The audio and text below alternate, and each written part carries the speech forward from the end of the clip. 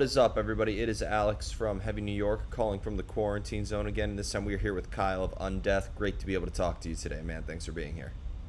Hey, thank you very much for having me, buddy. Absolutely, absolutely. The last album that you put out in 2020, Legions of a Different Kind, is insanity. It is brutal, and I can't think of a better opener for this upcoming tour with Black Dahlia Murder, and I look forward to the rest of the world hearing it.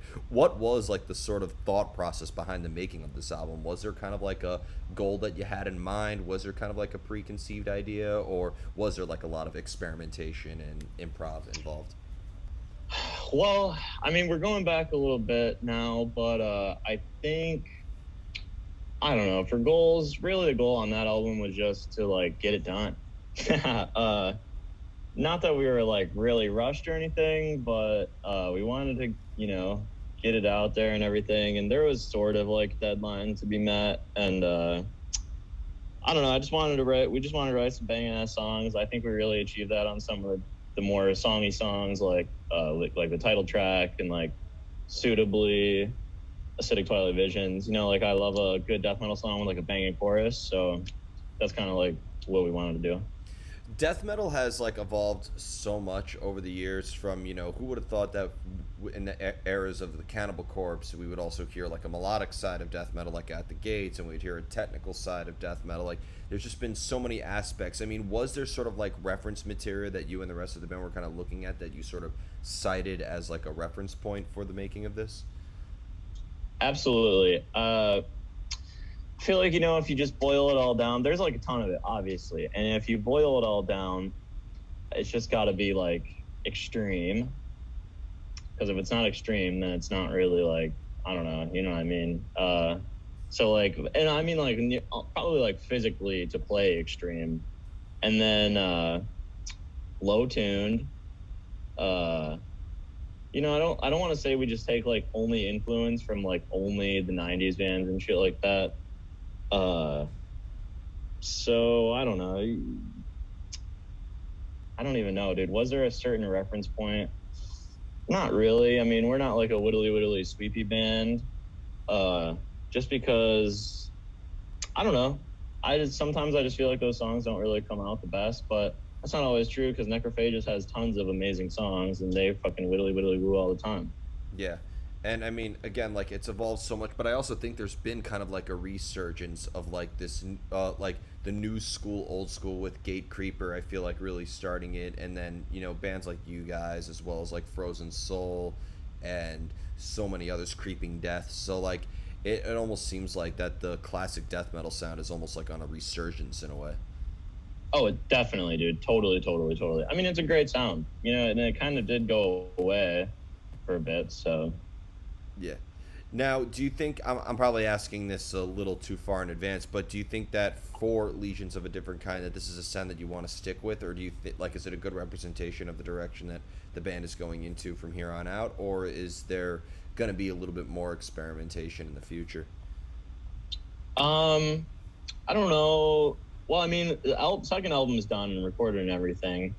I think riff-wise and songwriting-wise and everything, it's pretty much just straight shot forward. We just tried to make it better. Maybe make the songs just a little bit tighter and more cohesive and everything like that across the whole album and everything. I think they're, in terms of experimentation, it's not like we are like using new instruments or like there's like trumpet or anything, but like there are some riffs on the new album I think maybe that we would never have thought about trying out before that actually wound up being totally sick. But no, as of right now, no. The production is going to be a little different. It's just like a little more natural, a little bit more professional sounding, so I'm excited about that. I hope everyone enjoys the new production. Yeah, and being picked up by Prosthetic Records as well. I mean, they've been really bringing a lot of like classic sounds and a lot of great experimental bands. I mean, with I love their latest roster with Trip Sitter and Four Stroke Baron and Ashbringer and so many other phenomenal bands. Worm, which we just had the privilege of speaking with again, and so working with the team at Prosthetic almost seems to have like a great sort of army supporting you, right? Absolutely. Yo, I love working with everyone over at Prosthetic for sure. great people. Yeah, and so many bands that are huge started there, so it's a great record label to sort of cut your teeth in. Totally, dude. Yeah, I mean, that was like definitely part of the appeal was that, like they had a bunch of bands before we all knew and shit. So Now, in terms of your guitar playing as a guitarist, do you find it maybe easier to come up with riff ideas when you're maybe in the company of your other bandmates, or do you prefer to like work alone in isolation and kind of have nothing in between you and your instrumentation? definitely the latter. I definitely like to just, that's like my favorite part about being in a band is just like being by myself and just like riffing and writing shit, And whenever I write stuff, I'll bring it to Matt, the drummer, and we will kind of flesh it out from there. But yeah, I would say the bulk of the writing is done right where I'm sitting right now. Really? Oh, it's an honor to be into the realm, and into the world of Undeath. And do you have like a theoretical background that sort of applies into your guitar playing, or are you completely on the self-taught side? Yeah, I did. I studied music for a couple years and I dropped out. I do have like a background in music theory and stuff. Not a background in guitar playing. I'm a totally self-taught guitar player, and I just kind of, having a background in theory really helps with that kind of thing. And I was a string player. I was a double bass player, so like there's a bit of string pedagogy too that just like helped, range of motion and shit like that, on like the really fast picking and like just like being economical in your motions and things like that. But for the most part, I'm pretty self-taught, and I've been really trying to go with like death metal is not real, like at least our death metal isn't really super. We're not playing like chord progressions most of the time. We're not, like a lot of our songs are totally just based on like an octonic scale, which is like full half, full half, full half, full half, and it's completely atonal. So in that case, I just try to pick out some like melodic ideas I like in riffs and maybe like expand upon them, even though they may be atonal. I don't know, blah blah blah, nerd shit. To answer your question though, like not kind of. I love the nerd shit, so feel free to go off on a tangent. I mean, because I've talked to a lot of musicians who you wouldn't think had a background in music theory, but they've said that like no matter what style you're playing, to at least have it sort of burned into your mind a little bit, it's gonna help you one way or another. Absolutely, dude. Yeah, totally. And like more so than even just theory, like compositional ideas and like musical devices and shit. You know what I mean? Just like knowing all that kind of stuff. If you're like out of ideas, or you're like, oh, where should I take this? Blah blah blah. It's just something good to have on deck. Yeah. And in terms of the gear that you're using, do you have to use a specific type of like amplification or a specific type of rig in order to achieve that sound, or could you almost get it with sort of any sort of rig?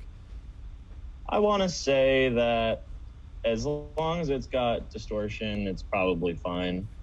I mean, there are some heads I like better than others and shit like that, but a couple 4x12 cabinets and like a nice PV head, that'll get you where you need to go. Yeah. And an overdrive pedal. Cannot forget the little green box. Okay, but that's saying as long as if there's distortion, it's okay, it's good. I would be very, very careful saying that as somebody who worked in a guitar store, because that's how we get so many people just going ape shit with the Metal Zone pedal that we've all, exerted in high school. I mean, we're all guilty of it, right? Hell yeah, dude. I don't know where I have a Metal Zone around here somewhere. I fell for it. I fell for Ola England's video on YouTube where he was like, well, just put it in the effects loop. It sounds awesome. It didn't sound that awesome to me. Yep. I'd rather just use like a head all day long. Yeah, I mean, I mean, those things sound pretty cool, but I can only like, oh my god, my thoughts and prayers are with everybody who's worked at any guitar store out there who had to listen to people butcher Smoke on the Waters through that thing. Oh, dude, that sounds badass. Yeah, work in a guitar store for 7 years, and you'll see how badass it really is. Yeah. Yep. Oh my god. Yep. Now, now when you're playing, you mentioned that you work alone in isolation, but obviously when you present the ideas to your fellow bandmates, it does expand on it quite a bit as well, right? Yeah, totally, absolutely. Like, I could come in with something like arranged, and then we'll be like, no, this sucks. So we just like change it, shit like that. I don't write any of the drum parts. I don't know how to do that. I mean, like I have an idea. You can't like hit the toms at the same time you're hitting the cymbals and shit, but I don't have like drum VSTs. I don't, sometimes, if it's a riff that is like so obvious, the drum beat should just be like, with like double bass under it. We're probably not going to change it like that, but everything is really up to Matt. And I mean, Matt's a huge part of the writing and everything. Everyone really is. Everyone gets an input. So yeah, it all starts with isolation before it becomes collaborative. Yeah, dude, I kind of just like suck at coming up with shit right on the spot. And sometimes I will, like Matt and I will just jam and like we will come up with something cool, but I'll always bring it home and like workshop it and make it a little more intricate and like worthwhile committing to a record. Do you kind of going back to the term lesions of a different kind, because I do find them. I don't know if maybe you're the most appropriate member to ask this question to, but I just love that name because of like it's both very vague but also very specific at the same time. It almost seems like a statement. I mean, was there a specific concept or meaning behind that album title name? Dude, yeah, like it's kind of like Lovecraftian in that like it's like what does it mean? I don't really. You get what I'm trying to say? It's like lesions of a different kind. I don't know how to explain. They're lesions caused by something you can't comprehend with your human brain. Definitely. I guess was the idea. Yeah. Yeah. I mean, that's a fairly decent meaning right there. I feel like it's very open to interpretation. Hell yeah. I would say it is as well. Yeah. And the final question I wanted to ask you is and correct me if I'm wrong, but the band originated from Rochester, New York, right? Yes, sir. All right. So technically a New York band, just, you're about, what, like a 100-something mile drive from the city or something like that? Oh, dude, 7 hours. So I'll tell you right now. Pull up the Google. It is 353 miles. All right. So, yeah, that's a bit of a drive. But I've always said from talking to people, just even 70 miles up north from the city, it almost seems like upstate has a little bit of a scene of its own. I mean, we have our own scenes here in New York City, but I've talked with numerous, like, death metal bands based here, such as Malignancy, or upstate death metal bands such as The Last 10 Seconds of Life, and others, and it almost seems like that there is sort of like a scene upstate that's pretty happening. I mean, how would you describe this scene in Rochester? Well, I mean, we do have heavy bands in Rochester, but Rochester has like 4 colleges, I think, so there's a lot of young people up here, and the music scene overall is great. There's tons of bands, lots of indie rock bands, lots of punk bands, not really that many metal bands. I can only think of like 3 or 4, although I'm not like super plugged in, dude. I play a lot of World of Warcraft, so I'm just kind of like right here a lot. But what is it with metal musicians in World of Warcraft? Corpse Grinder, Jason from All That Remains, like there's just so many World of Warcraft fans. I've yet to pick up a controller to play that game. Dude, it's like that game's so heavy metal, bro.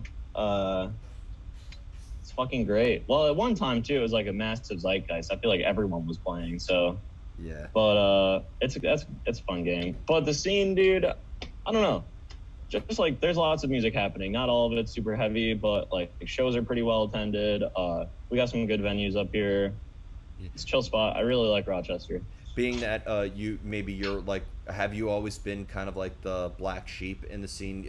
Being that you mentioned that there's not a lot of metal bands, so are you playing with like a bunch of bands that are outside of your style in a way? I mean, until now, we've only played 11 shows, so not really. I feel like if we played more hometown shows, we would. Because like most of my friends are in like indie rock bands and shit, and like I would play with them or like have someone DJ or something. It would be fun.